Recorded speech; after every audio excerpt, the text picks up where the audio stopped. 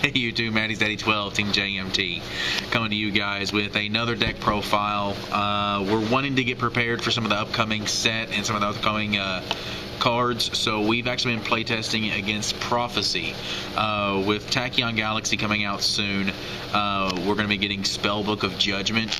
So to get prepared to play against that and against the Prophecy deck, we went ahead and proxied out the deck. Now we actually copied this from an OCG build.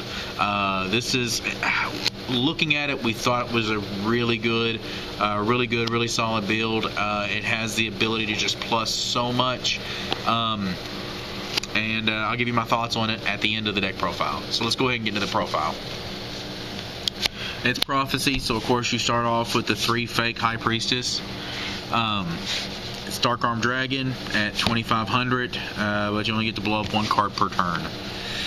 Then you go to 3 fake Magician, which is Stratos, giving you any of your spellbook cards and adding them to your hand. Then you go to 2 actual Justice of Prophecies. This card's actually pretty good. The end phase that it's on the field in which you activated a spellbook, you can banish it to add a... You get to add Priestess to your hand? How does that work? You get to add a spellbook to your hand, and you get to add a High Priestess to your hand also.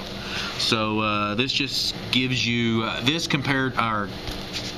combined with Judgment Day just gives you a High Priestess next turn, if not that turn also. So yeah. Next, 1 Jowgen. Running Judgment Day, you're able to get this out at the end of your turn, so you're able to special summon all this stuff during your turn and then bring this out at the end of your turn, which shuts off your opponent for the next turn, leaving it very hard for your opponent to get over the 2,500 that Priestess is without being able to special summon. So Jowgen is really interesting, and I really like it in this build. 1 Effect Veiler. This was kind of caught me off guard a little bit. Like I said, we net decked this off of an OCG build. I don't know that I would have run just 1 Effect Veiler. I kind of like that at 2, but looking at the rest of the deck, I don't know if you have room for a second, or I mean, I may have just cut it for like a breaker or something. I don't know, but anyway, the build that we net decked was playing the 1 Effect Veiler. Oh, last monster. Toon Gemini Elf. Now this is a bit obscure. We are playing Toon Table of Contents, so you get to search this out. It's 1,900. It has a summoning sickness where it doesn't get to attack the first turn that it comes out. However, once it does get to attack, when you deal damage, you're able to take cards from your opponent's hand. So it's kind of like Spirit Reaper in that aspect, but at a 1,900 body, which is nice. It's, like I said, it's also a spellcaster, which allows you to make all of your other spellbook plays, because most of them require you to have a spellcaster on board also, and at 1,900 it sticks around just a little bit. So there's the monsters. I don't know what that count is, but that's the monsters. Now let's get into the spells. We start off with 3 Spellbook of Judgment Day. Like I said, we've proxied out a lot of this, so there's 3 fake Spellbook of Judgment Day, and it's not been released yet, so yeah. Okay, this guy. You activate this, and then at the end phase of the turn this card was activated, you get to add a spellbook card to your hand for every spell card that is activated after this card was activated. And then at the end phase, after you add those cards to your hand, you're able to special summon a spellcaster from your deck with equal to or less a level of the number of spell cards you added to your hand. So say you play this, you play 3 spell cards, you get to, then at the end phase you get to add 3 spell books to your hand, and you get to special summon your Jowgen. Or if for whatever reason you're able to activate 7 spell cards, you get to special summon a High Priestess at the end of the turn, after adding 7 spell cards to your hand. So yeah, that's what Judgment Day does for you. It gives you a lot of advantage. It builds so much, and all of your play you're able to actually end up adding a second Judgment to your hand and make this back-to-back plays. And it just gives you huge advantage whenever you're able to go back-to-back turns on a Judgment Day. Next, we have 3 fake Spellbook of Secrets, which is I guess kind of like an e-call, but for your spell books. I mean, it goes. You can only activate one per turn, and it goes digging through your deck to grab any of the spell books out of your deck. Next, we got 3 Fate, 2 Fake, and 1 Real. Fate is actually really interesting. You can banish spell books from your graveyard to get 1 of 3 effects. Let me pick this up just so I make sure we get them right. You can banish 1 to return a set spell or trap card on the field to the hand. You can banish 2 to change a monster on the field to face down defense position or face up attack position. And you can banish 3 to banish 1 card on your opponent's side of the field. Your opponent controls. So this is an out to Ophion.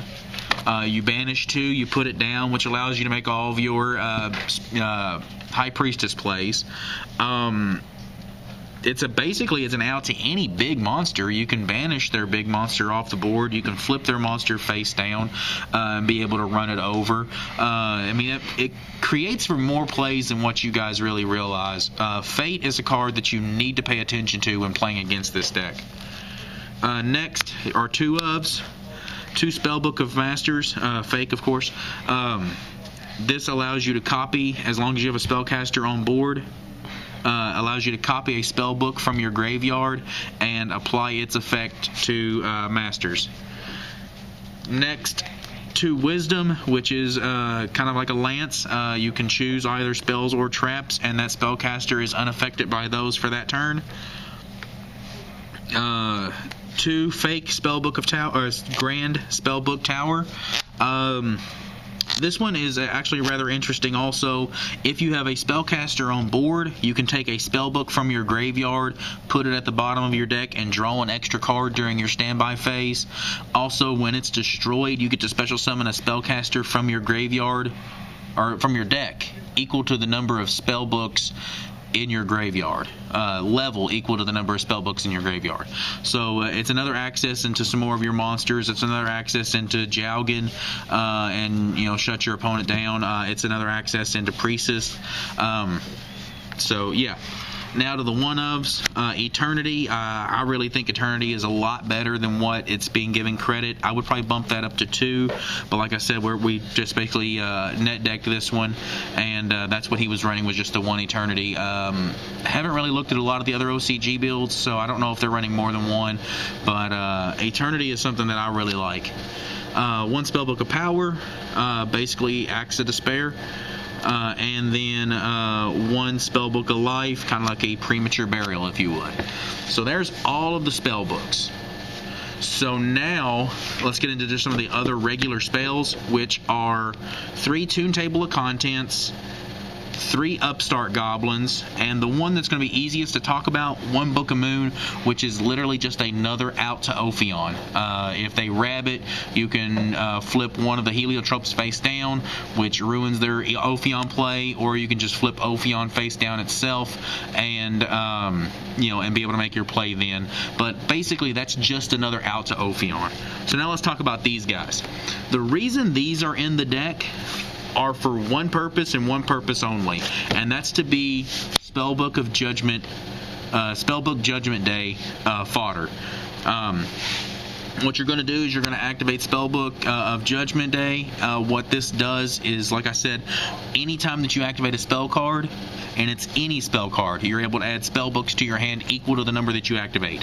So if you activate Judgment and then go Tune Table to search Tune Table to search Tune Table, which then searches Tune Gemini Elf, you've activated 3 spell cards. This now gives you 3 cards and gives you a Jowgen during the end phase. So Tune Table pairs well with this. Upstart Goblin is kind of the same thing. It's just another card that you get to play to draw a card, and it gives you just another spell card. What this also does is now you're running 6 less cards in your deck. That paired with your Spellbook of Secrets, you're actually running 9 less cards in your deck now, because these all search for each other. Well, don't necessarily search for each other, but I mean, you know what I'm saying. They basically just send 1 more card through. So that's the spells. Now let's get into the traps, which are very few, and actually one of them catches me off guard just a little bit. One solemn judgment, one solemn warning, which I think is fine, and then the guy that we were looking at, which is actually a large trend over there, 2 Wabaku. Now, why they go Wabaku instead of Threatening Roar, I really don't know. I would think Threatening Roar would be better, but I'm not for certain on that. I guess it allows you to attack, which would flip the Magician up, which would allow you to add the spell book. But again, I really don't understand where Threatening Roar would not allow them to attack at all. I mean, I guess that would be the reasoning. I don't know. I mean, I prefer Threatening Roar over Wabaku, but that's what they're playing is Wabaku. Extra deck, we've kind of bounced around a little bit on the extra deck. We really don't have a set idea of what we want to play in the extra deck. Like we do have what he played, but I don't know. As far as the extra deck is concerned, we mainly just wanted to get a feel for how this deck played. So now my thoughts on the deck. As you noticed, it's not running any of the power cards, so no Dark Hole, no Monster Reborn, no Heavy Storm, no MSTs. I don't know how I feel about that. When you do get rolling, those cards are useless. As sad as that may sound, when you do get rolling with Judgment, you just keep feeding and feeding and feeding. And as strange as it may sound, Monster Reborn and Dark Hole would just slow you down once you get rolling. So I guess that's the biggest factor in it. But after playing this deck for a little bit yesterday and today, my major outlook on this deck is that it has the ability to add a lot of advantage, but I really don't know what you can do with that advantage. You gain a lot of cards through Judgment. You search for anything and everything that you want with Secrets. You search with anything and everything you want with Judgment. You're able to play anything and everything that you want about every turn, but again, all it does is just lead to Priestess. And if your opponent can answer Priestess or answer Priestess twice, you're done. I mean, like I said, guys, I really don't know how I feel about the deck. We're going to do some more playtesting with it, but that's the build that we're playtesting right now. And like I said, we dipped into the OCG to get this build. I really think you guys need to start doing this a little bit also. Dip into the OCG, check out what they're playing, and get you guys an idea of what's going to be good in the upcoming sets. I appreciate it, guys. Subscribe, comment down below, show us how much you love us.